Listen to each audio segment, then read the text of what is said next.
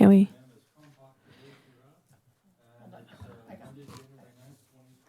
2:00 p.m. And call the roll, please. Sure. Mayor John Minto. Excuse me. Present. Present. Marlene Best. Present. Lieutenant David Ledoux. Present. Jacob Donnan. Present. Angela Tomlinson. Present. David Shorey. Present. Linda Roach. Present. Dr. Mark Foreman. Present. Danette McLaughlin. Here.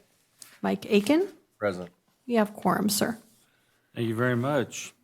And that takes us to item number 2, which is approval of the October 10th, 2022, and November 14, 2022 regular meeting minutes.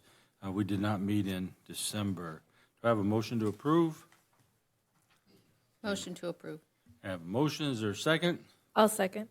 And I do have a second. Are there any questions, additions, or corrections? All right, then. Please call the roll for vote. Sure. Mayor John Minto. Yes. Marlene Best. Yes. David Ledoux. Lieutenant. Yes. Jacob Donnan. Yes. Angela Tomlinson. Yes. David Shorey. Aye. Linda Roach. Yes. Dr. Mark Foreman. Yes. Danette McLaughlin. Yes. Mike Aiken. Yes. Motion passes. Thank you.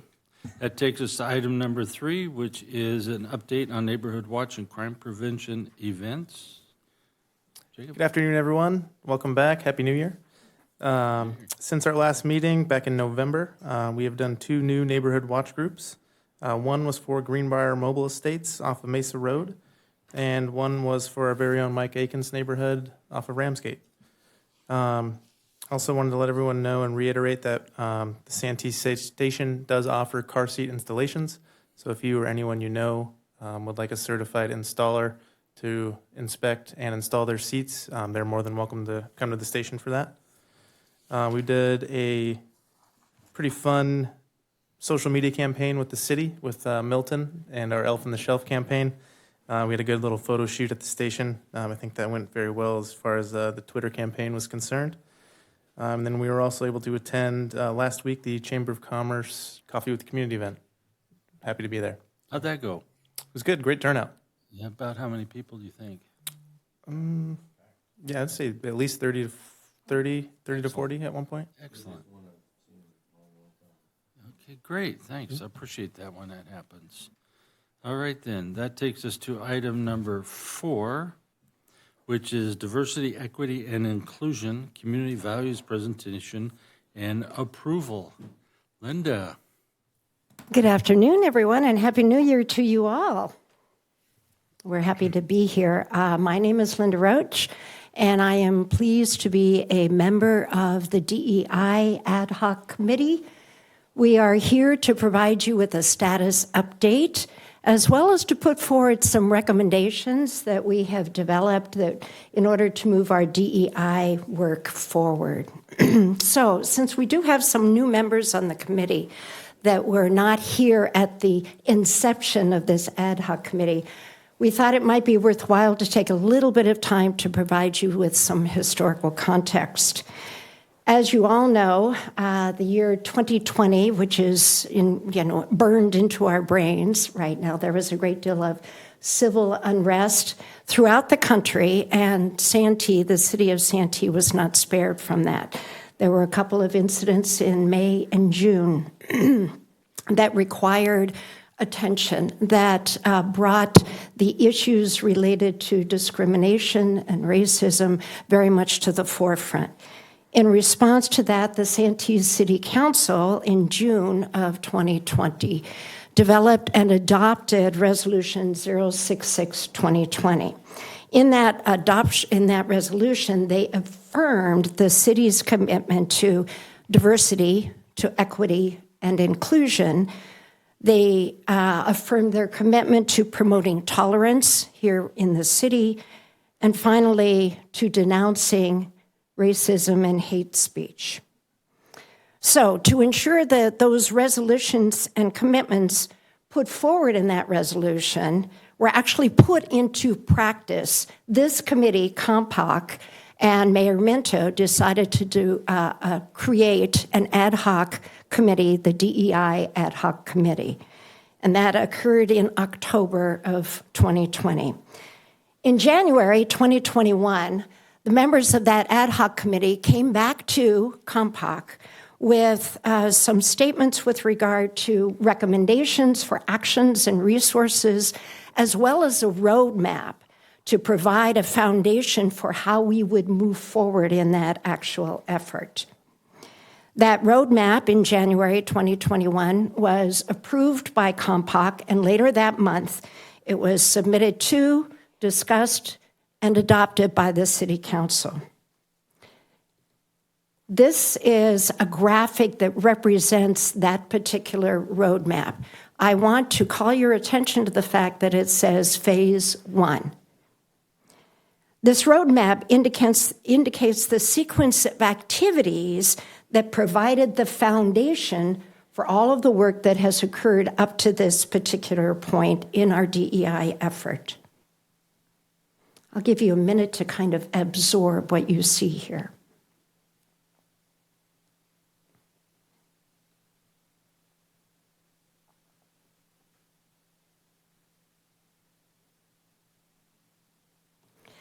Synthesizing that roadmap, there were 4 primary steps that needed to occur. The first one was obviously the announcement, the preparation, and the planning for the work. In step 2, we realized that it was important to administer a needs assessment to get a perspective on where the community was. In step 3, public communication and outreach. And finally, step 4, the culmination, if you will, of Phase 1, the development of core community values. I'm going to ask Steve Stellman to come forward and kind of synthesize, give you an overview, as well as a summary of the work that occurred in those first 3 steps. So, Steve? Thank you, Linda. So Linda already mentioned some of what you see on this slide that occurred in the beginning of 2021. Subsequent to that, the intent was to begin with collecting and reporting what our city and sheriff's department had been doing up to that time around diversity, equity, and inclusion.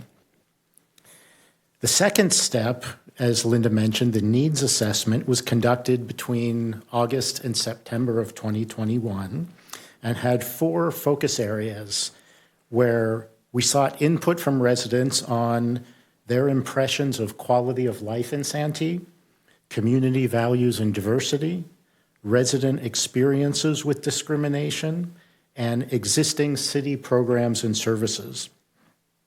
The assessment conducted by the BW Research Partnership had a 95% confidence level with 556 respondents.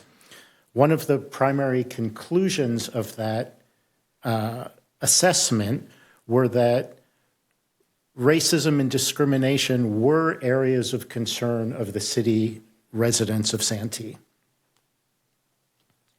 Step 3, the third step, was to reach out to the community to gauge public perspective and understanding at that current time of what diversity, equity, and inclusion meant, and begin collecting public input regarding community values in Santee. And there were two town hall meetings convened, one at the end of 2021 and one at the beginning of 2022 to meet these needs. The surveys were further conducted after those town hall meetings to gather input on the top community values that the community felt were essential to create a thriving, safe, and healthy Santee. And these were conducted at a number of Santee City concerts over the summer, the Sheriff's National Night Out, and through online surveys that were available on the city website for a number of months. I will now turn this over to David Shorey to share the outcome of those surveys. Thank you, Steve. So here we are. Our community values that the ad hoc committee are putting forward, and I'll read these out loud. Accountability, being responsible for one's own actions and outcomes to safeguard equity, inclusion, dignity, and a positive, thriving environment for all. Community-minded, taking appropriate action to advance the health, safety, and quality of life for all members in our community. And respect, honoring the rights, differences, dignity of others through our words and our actions. Now, in order to give some context to this, we've created a community values statement. Members of the Compoc will have that community values statement in front of you in a printed form, but here is a virtual form of it. And I just want to start it off by saying we community members who visit, live, work, and play in Santee, we want to be encompassing of that. We highlight the fact that the city adopted Resolution 066-2020, and then we go ahead and mention a paragraph from that, and then we identify the core values. And then we really felt that it was important to give some of the foundation that led to the creation of these core values. And that is understanding that at the heart of these values is the authentic practice of the principle of diversity, equity, and inclusion. And for the purpose of developing this core value statement, we embrace the following definitions for diversity, equity, inclusion, and authenticity. Authenticity was something we talked a lot about, that how we can create a value statement, but if we're not authentically implementing them, if we're not weaving them into the fabric of our community, then really they're for naught. And I want to just highlight authenticity being honestly representing one's true natures or beliefs, acknowledging the uncomfortable, and taking responsibility for one's mistakes. And then I'm just going to go ahead and read the closing paragraph because I think it's very important. In order to fully embody these values in the fabric of our community, we affirm that we each bear the responsibility for their authentic practice in our actions and words. We also recognize that these values represent Santee's emerging journey of identity and, as such, are aspirational and ongoing. We believe that advancing them creates a healthier community and benefits all who visit, live, work, and play in Santee. Now, the statement itself may seem kind of short, but I want you all to know that we scoured over this statement, and every word in here was put in with a great deal of thought and a lot of intentionality, and really builds upon the work that was done with the community surveys and the community outreach efforts to really create a statement that we feel represents the direction that the community wants to go and represents a true take on advancing DEI within the city of Santee. And I should also say that the reason why those top three values were selected is that in the survey that was done, those were the top three that came up. So without further ado, I'd like to introduce Mark, who will talk a little bit about what this all means.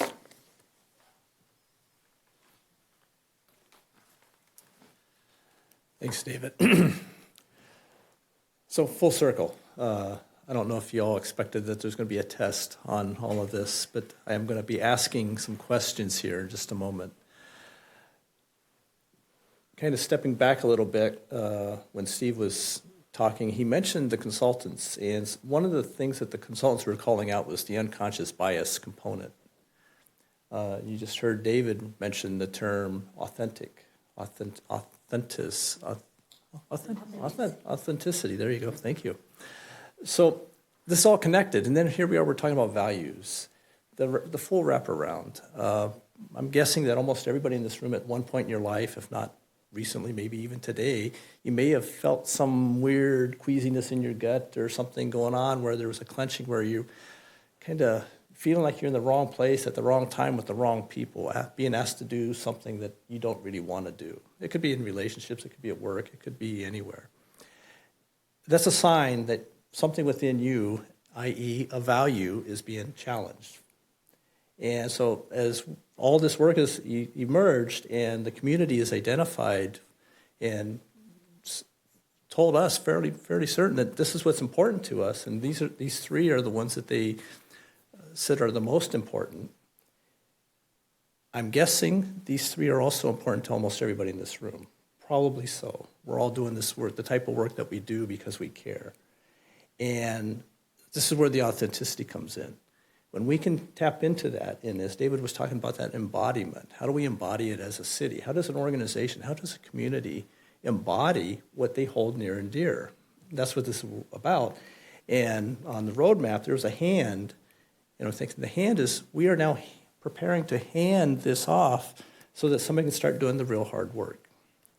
So here's the test. What do you all here want to have from us? Or have we covered everything just perfectly that you're hearing this? You can look at the values. You can. Linda's going to go over some specific recommendations. But is there anything that you are wanting to contribute to sustain this across the long haul?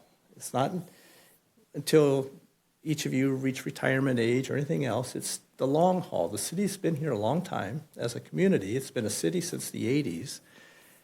What's it going to look like 30, 40, 50, 60 years from now? And that's, in essence, what's being set right now, is that path. Values will help the community know if they're going in the right direction. They'll know if there's another insurrection, not an insurrection, but another riot somewhere, or somebody else shows up in a place doing the wrong thing. They'll know that their community values are being pushed on, and then they will turn to us or our successors to say, that's not okay. It doesn't fit with who we are. So just a moment, any input now, or I guess the opportunity to reach out to the ad hoc committee after this, I guess, might be appropriate also. So to sustain this. Questions? Comments? Well, I'll make some comments then. First, I guess, question I would have is that when we hear, 500 so people surveyed, 360 some people surveyed, how does that number really represent a community of 60,000 people? Does it mean that there's only about 900 to 1,000 people interested, and nobody else cares? Or is it okay to say that a sampling is representative of our community? How does that work? If you want. Go ahead. So one is I'm going to invite you to, you heard, I think it was Steve that commented on it, of some of the things that the consultants were doing. And he threw out a statistical threshold. With statistics, the mathematics involved in that, consultants like that are really good at crunching the numbers and then giving us something that is statistically meaningful.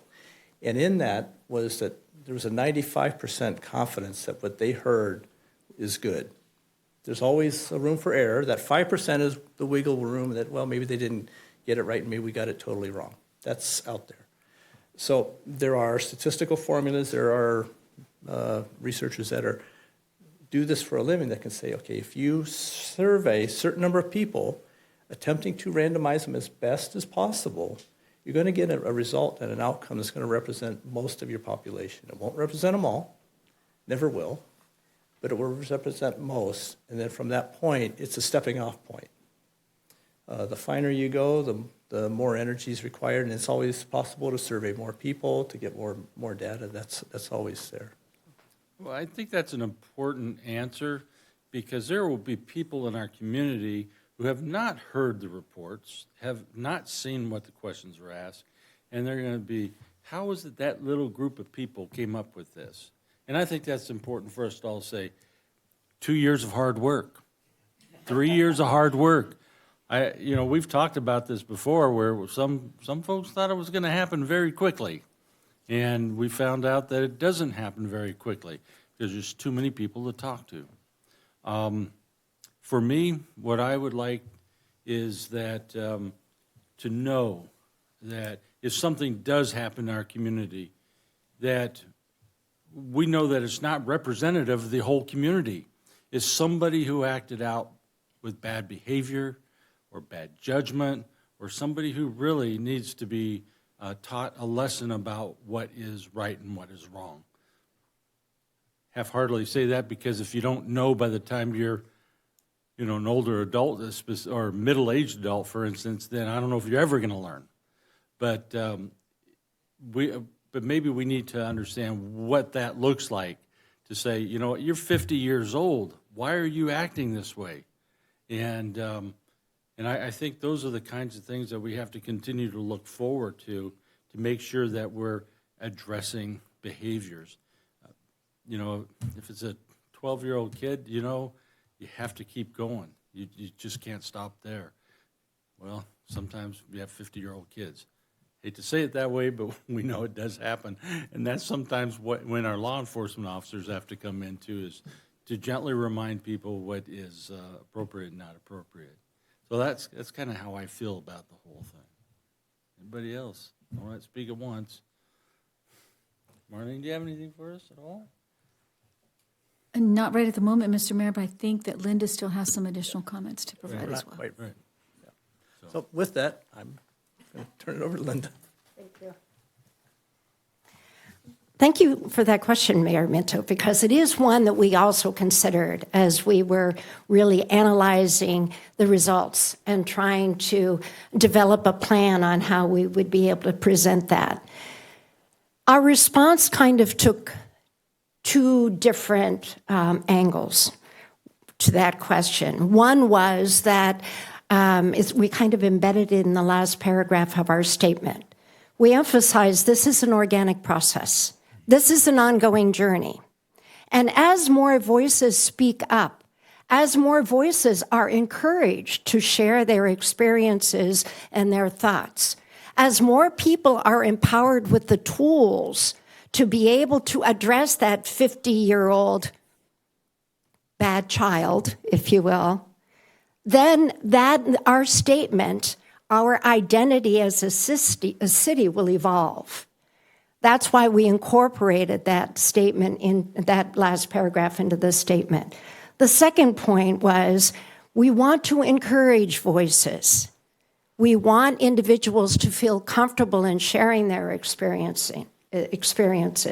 We want individuals to feel comfortable and safe in asking the questions, to know there will not be retaliation, there will not be judgment.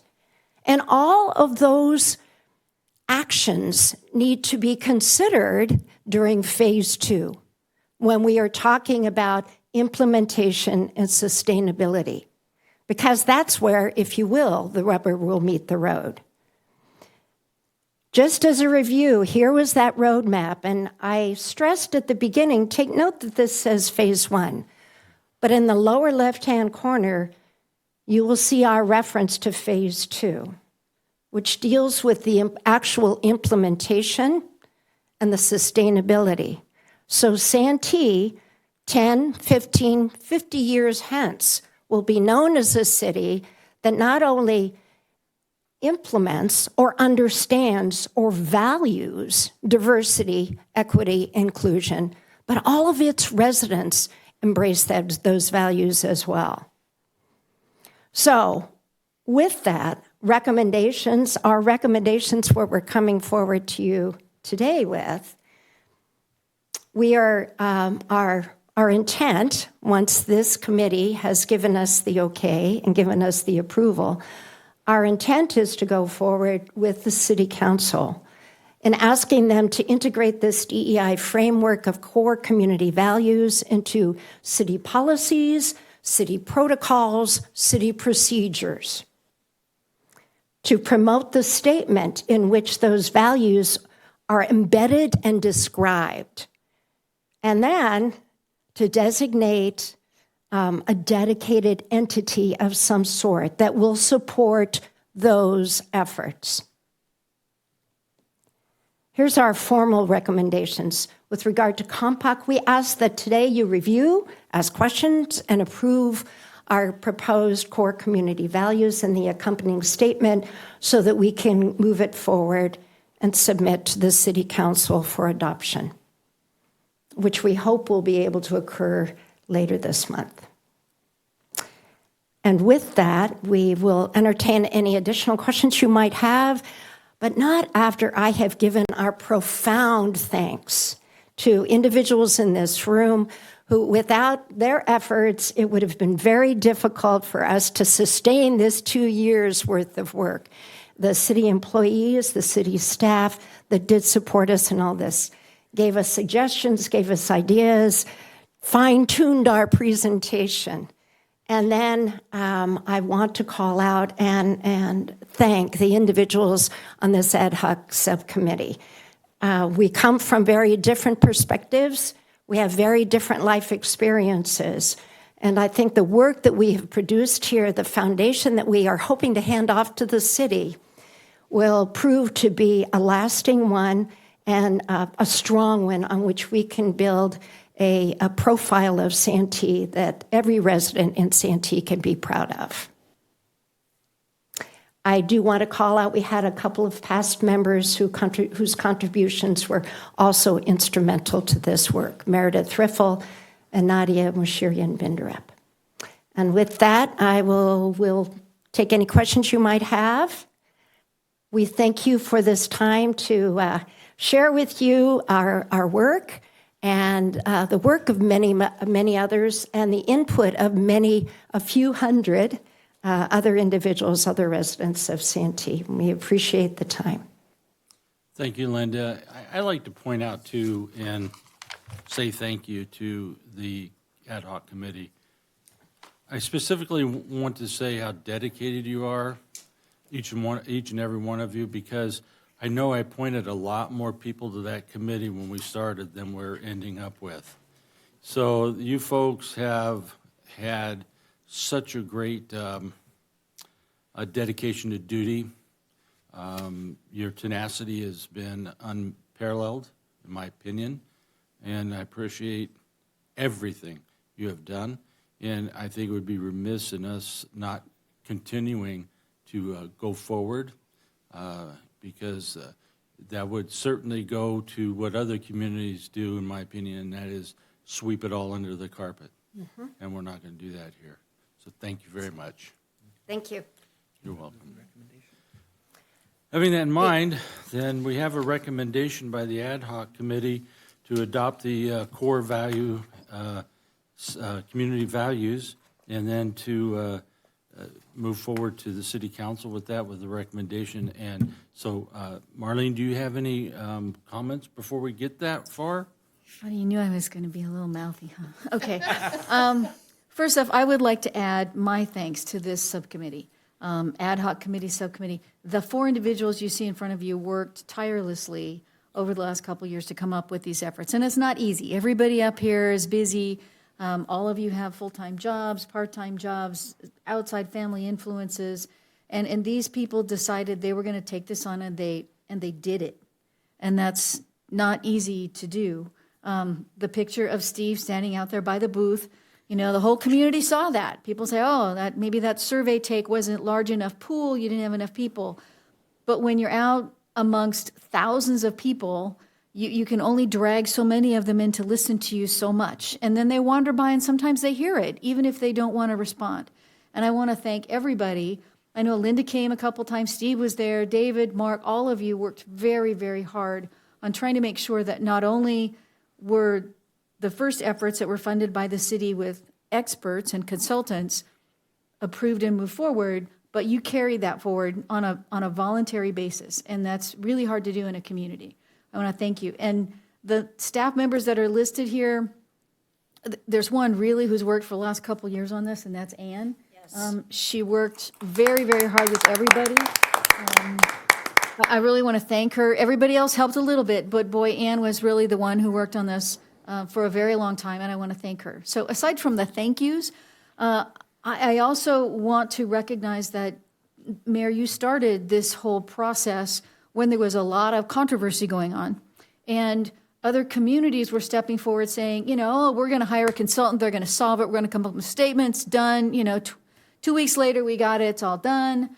Other people were doing things that, as you said, in working with other cities, we got a statement. It doesn't really mean anything. It doesn't really do anything. And we don't even know who was a part of bringing it together. But here, this is something that really is authentic. To me, it's from the heart, from our community, which means that we hope that it will carry forward and all of us can support it and have community support to move these efforts forward in whatever way individuals in our community want to see that. But it appears there's enough genesis of critical mass that these three values are something I don't see anybody can't support. And I really want to thank everybody for that. And if you're looking for a motion to approve, Mr. Mayor, I would recommend that we approve moving these core values forward to the City Council to consider for adoption. And thanks to everybody. I second. And I have a second from Linda. You know what? Before we go, I just want to come back to something that I talked about at the very beginning, too. And that was that we wanted to make sure that this was done from a community standpoint. And that's why I said, no politicians on the committee. No one that is doing something because they want to pad their journal, so to speak. And some of you former law enforcement people know what I mean by that. But the idea is that, we don't need to build a resume off of this. The community needs to be fixed. So I have a motion and a second. You want to call the roll for the vote, please? Sure. Mayor John Minto. Aye. Marlene Best. Aye. Lieutenant David Ledoux. Aye. Jacob Donnan. Aye. Mike Olander. Aye. Kristen Dare. Aye. Angela Tomlinson. Aye. David Shorey. Aye. Linda Roach. Aye. Dr. Mark Foreman. Aye. Danette McLaughlin. Mike Aiken. Aye. Motion passes. Thank you very much. Let's go forward and do this. Thank you.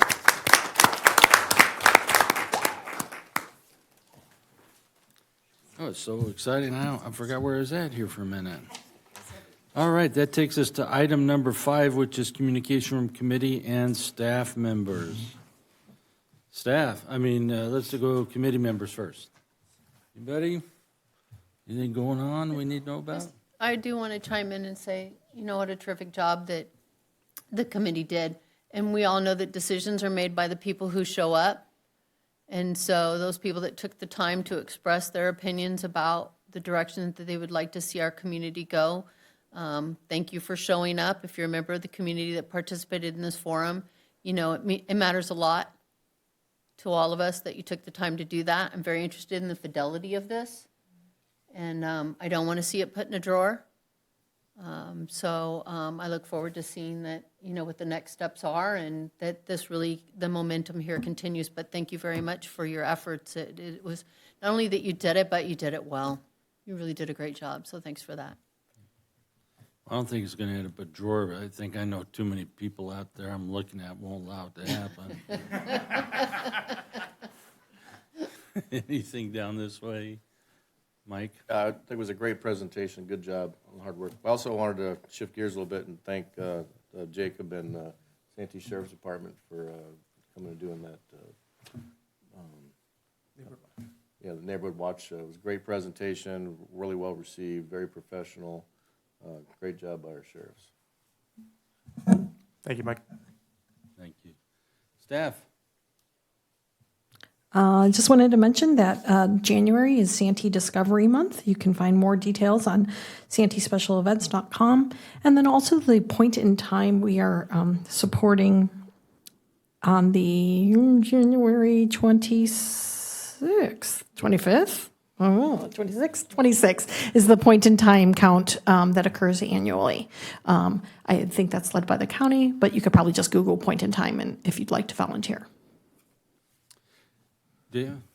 I'd like to take the opportunity to introduce Kira Merriman, who is our youth and community organizer for IPS, who will be doing work with our schools on drug and alcohol harm prevention. And we'll also probably be interacting with some of you folks as well. So just want to Welcome. introduce Kira. Anybody else down there? Got it covered? Oh, Angela. I just wanted to remind everyone about the Santee Collaborative's Kindness Campaign. We do have the signs available, so hopefully it goes along with the ad hoc committee's values. I think kindness is something we can all appreciate in this community. So please reach out to us at santeecollaborative@gmail.com, or you can call me at 619-258-2345. Thank you.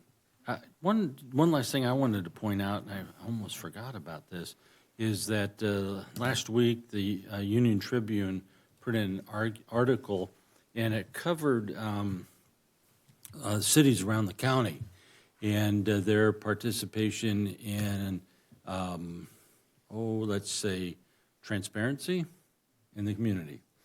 And I won't say how some of the other cities fared, but I think we left them in the dust.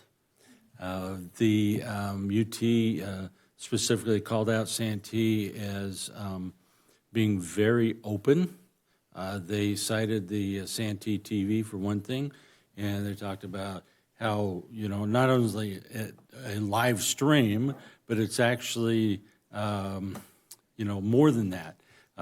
Has all of our council meetings, all of our meetings like this one, a Park and Rec Committee meeting, and so anybody can tune in at any time and either watch it live or go back and look at it again, or if they heard a rumor, they can go look at it. And not only that, but that all of our events that we do and how inclusive we are with, so many, a variety of things. It was just a moment of pride. Mm-hmm. So that's it for that one. Let's see now. Any communication from the public? Did you get any speaker slips or anything? No. Okay, I didn't think so. All right then. Did a light just go off? Who knows? The monitor. Oh, okay. It was bright and all of a sudden it got dark on me. I thought I need to quit using that wood alcohol. So, it causes blindness, So anyways, that takes us to item number 7, which is the next Compoc meeting date and agenda and topic. Do we have an idea for a topic, or we have bringing something back around? Do you know, Heather? My name's Ann. I don't, but do you have a topic?